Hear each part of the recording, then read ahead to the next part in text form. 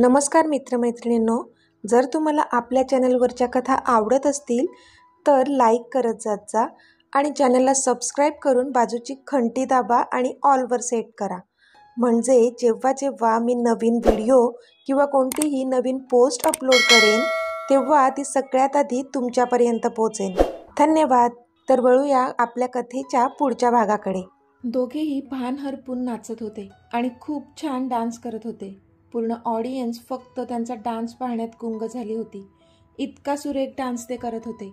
जानू आणि आशू खूप खुश होत्या. अमित तर भारावूनच गेलेला त्या दोघांना पाहून. जसा टाळ्यांचा कडकडाट झाला तसा तो भानावर आला आणि जोरजोराने टाळ्या वाजवू लागला. रीमा पण त्याच्याकडे पाहतच राहिल्या, कारण त्याच्या चेहऱ्यावर खूप मोठी स्माईल आली होती. आता पुढे. पण आत्ता रीमाच्या डोळ्यात काळजी दाटून आली. अरे अमित, बास, बघ तरी तुझ्या हातातून रक्त येतंय, रीमा बोलल्या आणि त्यांनी त्याचा हात स्वतःच्या हातात घेतला. आत्ता कुठे त्याचं लक्ष त्याच्या हातावर गेलं तर खरंच टाळ्या वाजवण्यामध्ये तो इतका गुंग झाला होता की त्याला ह्याचा विसर पडला होता की काल त्याच्या हाताला इजा झालीये आणि आत्ता कुठे त्याला त्याची वेदना जाणवू लागली आणि त्याने त्याचा हात झटकला. थांब जरा, असं म्हणून रीमाने त्याचं ते बँडेज काढलं आणि त्यांच्याजवळ असणाऱ्या रुमालाने त्याचा हात बांधला. बी केअरफुल अमित, रीमा बोलल्या. येस मॉम, तो बोलला. पण सध्या तरी त्याची नजर स्टेजवरच होती, जिथे त्याची लेकरं होती, स्पेशली प्रिन्सेस.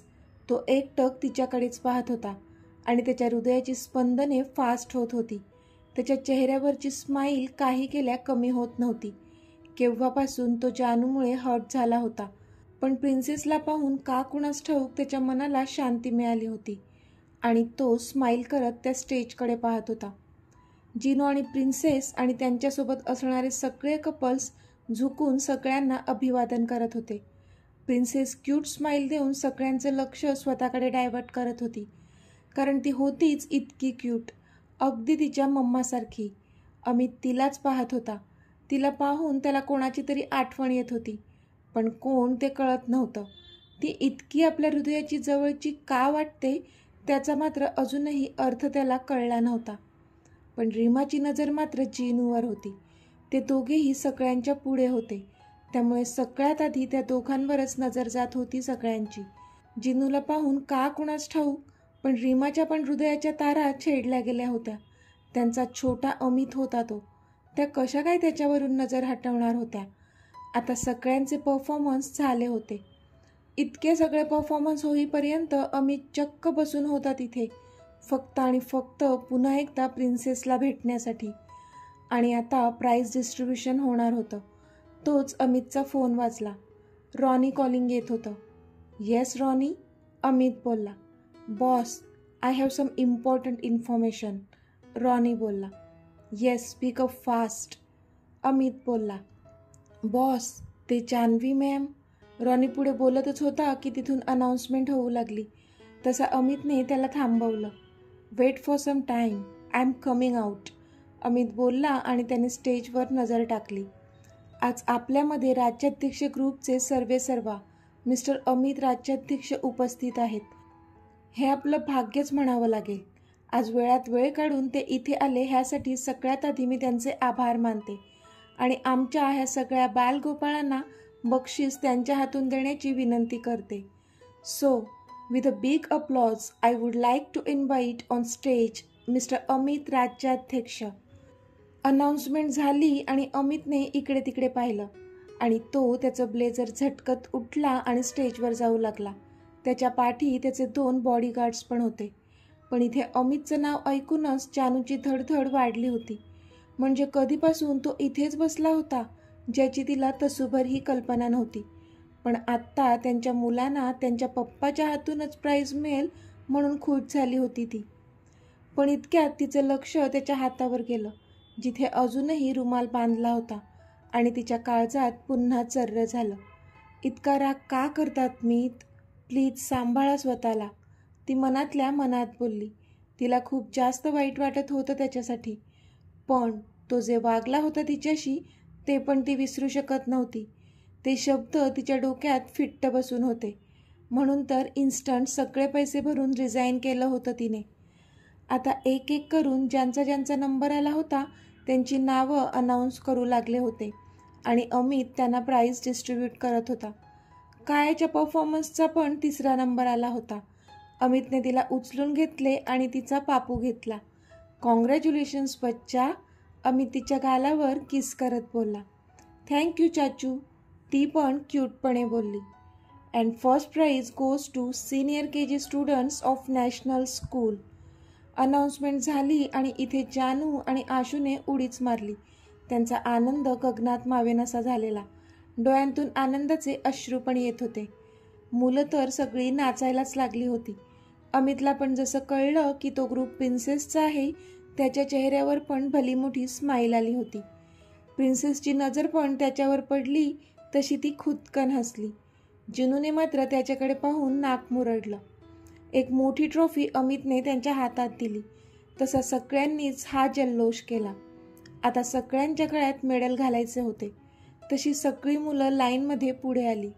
अमित एकेकांच्या गळ्यात ते मेडल घालून त्यांना कॉंग्रॅच्युलेशन्स करत होता. आणि आत्ता त्याच्याजवळ आली प्रिन्सेस.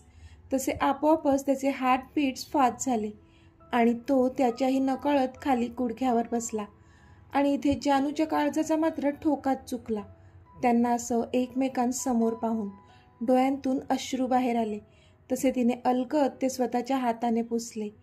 आशू पण तिला सावरत होती. हे हाय मीता, हार्टली कॉंग्रॅच्युलेशन्स बच्चा, अमित तिच्या गळ्यात मेडल घालून बोलला. तशी ती हसली आणि त्याच्या थोड्या जवळ जाऊन तिने त्याच्या गालावर किस केला. थँक्यू सो मच अंकल, ती पण खुश होऊन बोलली आणि तिने वाकून त्याच्या पायांना नमस्कार केला. पण इथे अमित मात्र तिच्या अशा त्याला किस करण्याने आणि इतक्या छोट्या वयात हे असं वाकून त्याला नमस्कार करताना तिला पाहून भलताच खुश झाला होता. एक खूप मोठी स्माईल होती त्याच्या ओठांवर. मग काय प्रिन्सेस, खुश का? त्याने हसून विचारलं. हो, खूप खूप खूप खुश अंकल, ती तिचे हात पसरवत बोलली आणि त्याचे हार्टबीट जणू स्किप झाले. क्षणात त्याला ती आठवली, तीच त्याची जान, जिने ह्या सेंटेन्सचे पेटेंट्स घेतले होते. आणि तो प्रिन्सेसकडे पाहतच राहिला. जानूची अवस्था पण काही वेगळी नव्हती. ती पण तेच फील करत होती जे सध्या तो फील करत होता आणि तिच्या हृदयाची धडधड पण वाढली होती. शेवटी अमितने मनातल्या भावनांना आवर घातला आणि आता तो जिनूकडे वळला. त्याला पाहून पण त्याला काहीतरी फील होत होतं जे त्याला कळत नव्हतं. पण ह्यावेळी तो खाली बसला नाही. हे चॅम्प, हार्टिएस्ट कॉंग्रॅच्युलेशन्स, अमित हसून बोलला. Thank you so much sir, Jinu बोलला आणि तो पण त्याच्या पाया पडला. अमितने त्याच्या डोक्यावर हात ठेवून त्याला आशीर्वाद दिले. खाली बसलेल्या रीमा पण त्या दोन्ही मुलांना एकटक बघत होत्या. म्हणजे आत्ताच्या ह्या युगात असं इतक्या लहान वयात हे असं चरणस्पर्श करून नमस्कार करणे खूपच रेअर होतं. नक्कीच त्यांच्या आईवडिलांनी खूप चांगले संस्कार त्यांना दिले असावे, असा विचार रीमा करू लागल्या. आता जिनूला मेडल घालायचं होतं. तसं अमितने हातात मेडल घेतलं आणि तो ते त्याला घालणार तोच जिनूने त्याला हात दाखवून अडवलं. तसा अमित क्षणभर त्याच्याकडे आवासून पाहू लागला. सर, तुमची काही हरकत नसेल तर माझी इच्छा आहे की हे मेडल माझ्या मम्माने माझ्या गळ्यात घालावं. जिनू ताठ मानेने चेहऱ्यावर खूप सारा कॉन्फिडन्स घेऊन बोलला. तसा अमित एक भुवई उंच करून त्याच्याकडे पाहू लागला. पण का कुणास ठाऊक त्याला हसायला पण येत होतं त्याच्या वागण्याचं. म्हणजे त्याच्या आईला बोलावलं ह्याचं त्याला अप्रूप वाटलं. पण तो ज्या प्रकारे त्याला खुन्नस देत होता ते पाहून त्याला जास्त हसायला येत होतं.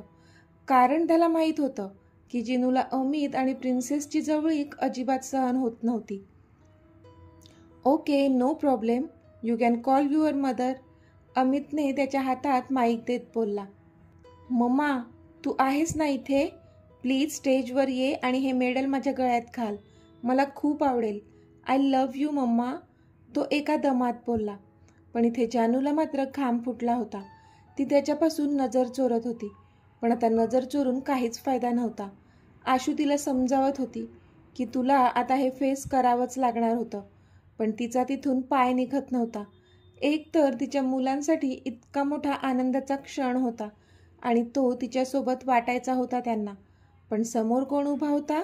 साक्षात अमित राज्याध्यक्ष, त्यांचाच बाप. कशी जाणार होती ती त्याच्यासमोर? मम्मा प्लीज कम ना, आय एम वेटिंग. जिनू आता रडकुंडीला येत बोलला, कारण ती अजूनही दिसत नव्हती त्याला. Ma'am please come on the stage and cheer your children please. आता अमितने त्याच्या हातातून माईक घेतला होता आणि तो अनाऊन्स करत होता. त्याला पण तर जाणून घ्यायचंच होतं की इतक्या क्यूट मुलांची आई कोण आहे ते. शेवटी हा ना करता धडधडत्या हृदयाने ती जागची उठली आणि समोरून चालत येऊ लागली. तिची नजर खालीच होती, पण जसजशी ती जवळ येऊ लागली इथे अमितचे हातपाय कार पडू लागले. डोळ्यांसमोर अंधार येऊ लागला, कारण समोरून त्या 2 मुलांची आई त्याची जान होती हे त्याला आता समोर दिसत होतं. जिनू आणि प्रिन्सेस मात्र भलतेच खुश होते. जशी जानू स्टेजवर चढली सगळ्यांनी टाळ्यांचा कडकडाट केला, पण तिची नजर मात्र अजूनही खालीच होती. नजर वर करून त्याच्याकडे बघण्याची हिंमत पण तिच्याच्याने होत नव्हती. इतकी अस्वस्थ झाली होती ती. ही ही ही तुमची मम्मा आहे? अमितने अडखळत विचारलं. तशी जानूने नजर वर केली आणि त्याच्या डोळ्यातलं अपार दुःख बघून तिच्या हृदयात कालबाकालव झाली. हो अंकल, हीच आमची मम्मा आहे की नाही सगळ्यात ब्युटिफुल? प्रिन्सेस लगेच बोलली, पण त्याच्या डोळ्यात मात्र पाणी साचलेलं. त्याचा एक थेंब त्याच्या गालावर आलाच. तिने पाहिलं तर तो खूप केविलवाण्या नजरेने तिच्याकडे पाहत होता, पण त्याला तसं बघून तिची अवस्था मात्र अजूनच बिकट झाली होती. जणू त्याच्या मनात खूप सारे प्रश्न असावे. खाली बसलेले रीमा, राम हे आश्चर्याने तिच्याकडे पाहत होते आणि मुलांकडे पाहत होते. कधीपासून त्या मुलांच्या आईवडिलांना अप्रिशिएट करणाऱ्या रीमा ह्यांच्या डोळ्यात पण राग होता. त्यांच्यामध्ये खुश होता तो म्हणजे फक्त कुणाल. अमितला इतकं हतबल पाहून त्याच्या चेहऱ्यावरची स्माईल कैक पटीने वाढली होती. माझ्या मॉम डॅडना इतकं खालच्या पातळीवर जाऊन तू टॉर्चर केलंय ना अमित राज्याध्यक्ष? आता स्वतः बघ किती दुःख होतंय तुला, जेव्हा तुझी जान असणारी बायको आज दुसऱ्यांच्या मुलाची आई बनून तुझ्या समोर उभी आहे. तुला ह्यापेक्षा अजून कोणती जास्त मोठी शिक्षा असू शकते? तो मनातच बोलला आणि कुत्सित हसला त्यांच्याकडे पाहून. अमितने भरल्या डोळ्यांनी ते मेडल तिच्या हातात दिले. ते मेडल देताना सुद्धा त्याचे हात थरथरत होते. तिला त्याची अवस्था बघवत नव्हती. त्याच्या त्या थरथरणाऱ्या हातांना आपल्या हातात घेऊन शांत करावं असं वाटत होतं तिला, पण मनात असूनही ती ते करू शकत नव्हती, कारण समोर कुणाल बसला होता, जो तिच्या सगळ्या हालचालींवर लक्ष ठेवून होता. तिने ते मेडल घेतलं आणि जिनूच्या गळ्यात घातलं आणि तिच्या 2 मुलांना छातीशी कवटाळलं तिने. तसा पुन्हा टाळ्यांचा कडकडाट झाला. Excuse me, I have some work. Sorry but I need to go. Amit स्वतःचे अश्रू आतच अडवत बोलला आणि तिथून ताड पावलं टाकत निघून पण गेला तो. जानू मात्र भरल्या डोळ्यांनी त्याच्याकडे पाहतच होती, पण काहीच करू शकत नव्हती ती सध्या. तो जसा तिथून निघून गेला, रीमा आणि राम पण त्याच्या पाठोपाठ निघून गेले. कुणाल आणि किंजल मात्र अजूनही तिथेच होते आणि जानूची हतबलता एन्जॉय करत होते. Boss please listen to me, I have some very important information. Ronnie लगबगीने त्याच्या पाठी जात बोलला, पण अमित काहीच बोलत नव्हता. बॉस प्लीज, रॉनी तरी त्याला अर्जाव करत होता. Shut up Ronnie, I don't want to listen anything. Will you please leave me alone? Amit रागात अक्षरशः ओरडला रॉनीच्या अंगावर. सॉरी बॉस, रॉनी बोलला आणि मागे हटला. अमित स्वतः ड्रायव्हिंग सीटवर बसला आणि त्याने त्याची गाडी सुसाट पळवली. जेवढा त्याला राग आला होता तो सगळा राग तो एक्सिलेटरवर काढत होता आणि स्पीडली गाडी पळवली होती त्याने तिथून. घरी आल्यानंतर त्याच्या रूममध्ये आला होता तो. अंगावरचं ब्लेझर तसंच हवेत भिरकावलं त्याने आणि ज्या हाताला लागलं होतं त्याच हाताने रागात भिंतीवर जोरात एक पंच मारला त्याने. तसं पुन्हा त्या हातातून रक्त बाहेर येऊ लागलं, पण आत्ता त्याला त्याची पर्वा नव्हतीच. डोळ्यांतून आसवं गळत होती ती वेगळी. रूममधल्या सगळ्या वस्तू त्याने फेकल्या होत्या, नासधूस केली होती रूममध्ये, पण तरी त्याचा राग काही केल्या थांबत नव्हताच. त्याला पचतच नव्हतं की त्याची जान दुसऱ्याच कोणाच्या मुलाची आई आहे, म्हणून अतोनात दुःख होत होतं त्याला. का जान, का? काय कमी होती माझ्या प्रेमात? जे तू आज मला हा दिवस दाखवला, मी कधीच तुला माफ नाही करू शकत जान. ती तुझी आणि मानवची मुलं आहेत. तू मला आपल्या प्रेमाची निशाणी देणार होतीस. त्याचं काय झालं? सगळं खोटं होतं का ते?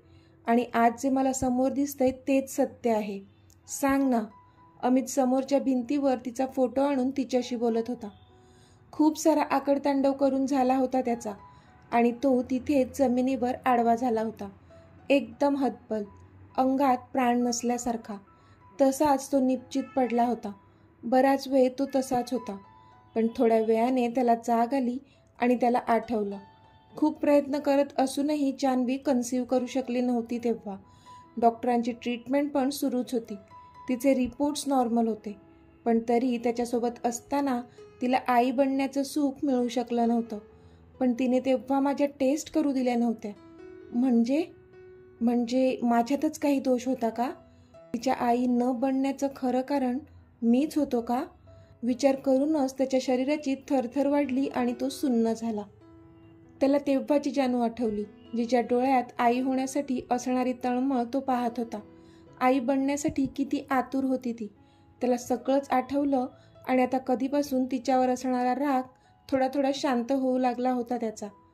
तो आता दुसऱ्या बाजूने विचार करू लागला होता. जर माझ्यासोबत असताना ती आई बनू शकत नव्हती, तर जे तिने केलं ते योग्यच केलं. तिला अधिकार आहे सुखी राहण्याचा तिच्या बाळांसोबत. आणि तिचंच सुख तर मागत होतो ना मी देवाकडे नेहमीच. मग आत्ता मला इतका त्रास का होतोय? ती खुश तर मी खुश, हेच तर आयुष्याचं गणित होतं माझं. मग ती खुश दुसऱ्या कोणासोबत का नसू देत? देवाने खुश तर ठेवलंय ना तिला, मग तर मला पण आनंद व्हायला हवा. पण तरीसुद्धा ही बेचैनी मला का होते? नो, हे चुकीचं आहे अमित. जानू तिच्या नवऱ्यासोबत आणि तिच्या 2 गोंडस मुलांसोबत खूप खुश आहे. सो आत्ता तिला सुखाने जगू दे. तुझं तिच्या आयुष्यातलं स्थान संपलंय केव्हाच, तो स्वतःशीच बोलत होता. पण इतक्यात त्याला आठवलं प्रिन्सेसचं खरं नाव. मला प्रेमाने सगळेजण प्रिन्सेसच हाक मारतात, पण माझं खरं नाव आहे मीता. त्याला आठवलं आणि तो 3 ताड उडाला. जर हे सगळं असं आहे, मग तिने त्यांच्या मुलीचं नाव मीता का ठेवलं असेल? त्याच्या डोक्यात आता विचारचक्र सुरू झाले आणि त्याने तडक रॉनीला कॉल केला. येस बॉस, रॉनी बोलला. रॉनी, मला जानू इथून गेल्यापासून तिच्या आणि मानवबद्दल सगळी इन्फॉर्मेशन हवी आहे राईट नाव. अमितने ऑर्डरच सोडली. बॉस, आय एम सॉरी, पण तुम्हाला न विचारता मी आधीच सगळी इन्फो काढली आहे आणि कधीपासून मी तीच इन्फॉर्मेशन तुम्हाला देण्याचा प्रयत्न करत होतो. रॉनी भीतच बोलला. तसा अमित अवाक झाला. Okay great, coming to my room quick, Amit बोलला. त्याला आता कधी एकदा रॉनी येतो आणि ती इन्फो त्याला देतो असं झालेलं. तर मित्रमैत्रिणींनो, आजचा भाग तुम्हाला कसा वाटला ते मला कमेंटमध्ये सांगा. आणि जर आवडला असेल तर व्हिडिओला लाईक करा, शेअर करा आणि चॅनलला सबस्क्राईब करून बाजूची घंटी नक्की दाबा. चला तर भेटूया आपल्या पुढच्या भागात. तोपर्यंत धन्यवाद.